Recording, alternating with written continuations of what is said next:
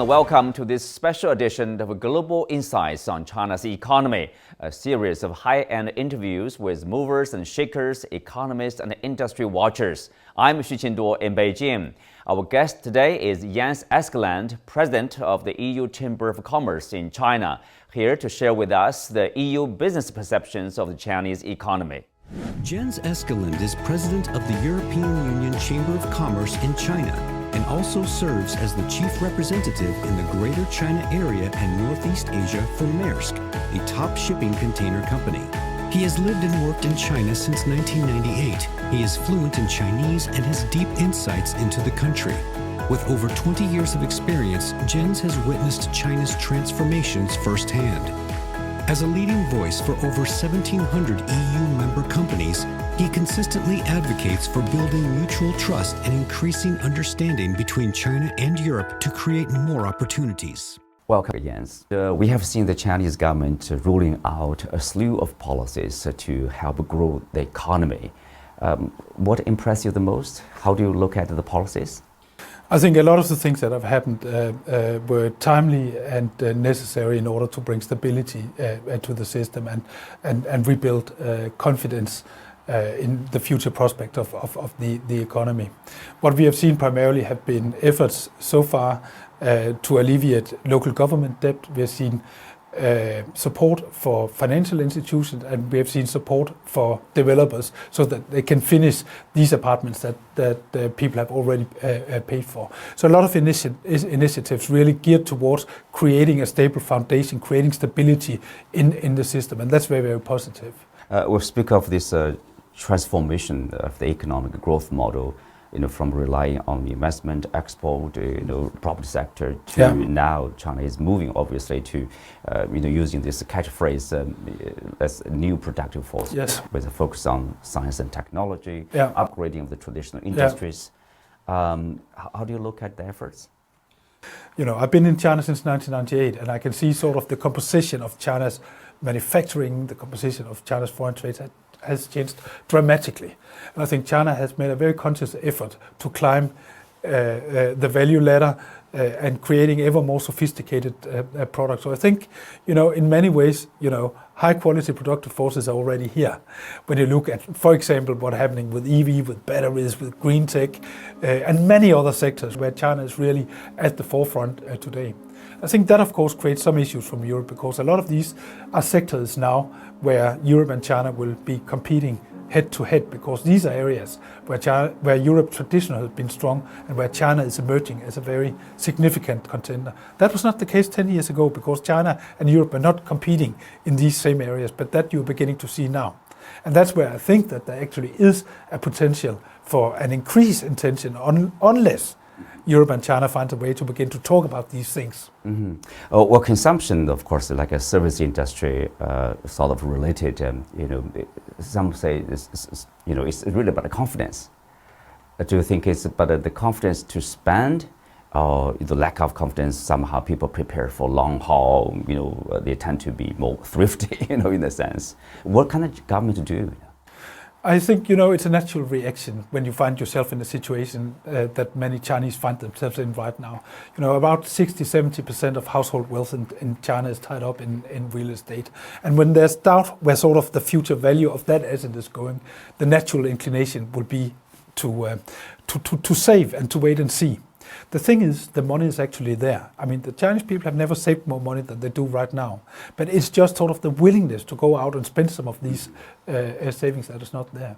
So a big thing will be to sort of regain, to rebuild the confidence of the consumers. And one obvious place to start is that making sure that, that the real estate market is stabilized, that it finds a bottom, and people think that, things will be moving forward from here.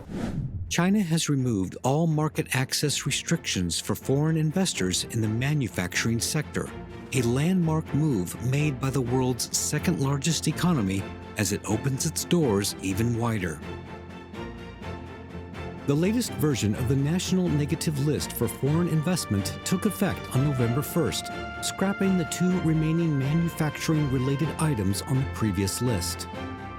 The total number of items on the list has been further slashed from 190 in 2013 to 29 as of this year.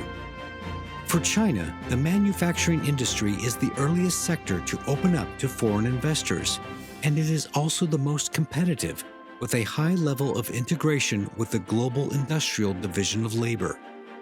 In addition to the manufacturing sector, China has also been continuously expanding, opening up in other fields, such as in services, finance, and healthcare. In late October, the Ministry of Industry and Information Technology launched a pilot program to expand opening up in value-added telecom services in the 4 designated areas of Beijing, Shanghai, Shenzhen, and Hainan province.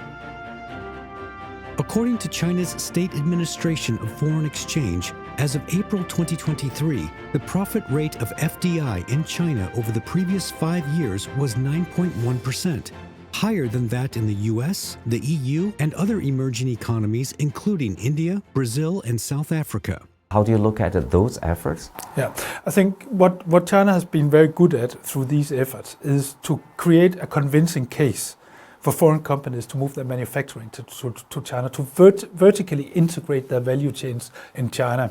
And that's of course very good for China. You know, it creates jobs here. Companies are moving their R&D here, they are paying taxes, they are localizing supply chains. That's very, very good. We need to have a look at, again, you know, what is the value proposition for both China and for Europe. We still think, of course, that there is tremendous value being created by European companies in China, European subsidiaries here. But I think we need to recognize that that value is not universally recognized in all places. And maybe also take a look at how can we make sure that sort of the benefits of globalization, of these interdependencies, of this interaction, that they are sort of being distributed in an equitable manner between trade partners. Well, let's shift it to the issues between China and the European Union, of course, the EV tariffs right now. Are you confident that they are in negotiation right now, try to find a way acceptable to both sides to avoid a trade war? So what's your expectation?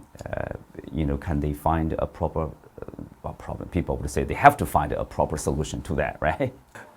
Last year, EVs accounted for 1.8% of European import from China. That right, small part. Exactly, and that's what to me is a little bit surprising. We spend so much energy talking about 1.8%, where maybe we should look a little bit more of the 98.2%. Exactly. Where actually Chinese exports are doing very fine. If you look at the first half of the year, Chinese exports to Europe in volume terms, the number of containers shipped actually grew by 10-11% or so.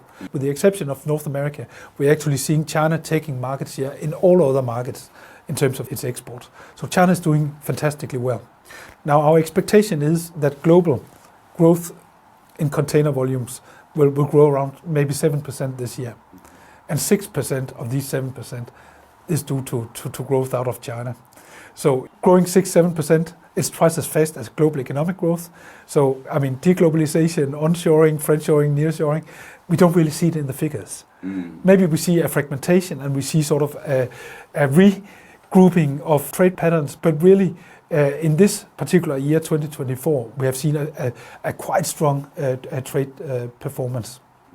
Staying on the topic of the Chinese economy, yes, the target growth for 2024 is about 5%. How do you look at the target? Will the Chinese economy grow around 5%? Will that be realized? For me, actually, the GDP number is not super important. What is important to me is the composition of the GDP number. If you have a very high investment component, that is perhaps not fantastically important to us as European businesses. What we're looking at, for example, is consumption. How big is the consumption growth? So for us, really what constitutes healthy growth is that there is a reasonable distribution between the different components of GDP, whether it's consumption, whether it's export, or whether it's investment. And that's where we hope that we over time will begin to see that there is a realignment of sort of the components of GDP, so it tilts more towards the consumption side. Thank you, Jens. Thank you. Thank you for having me.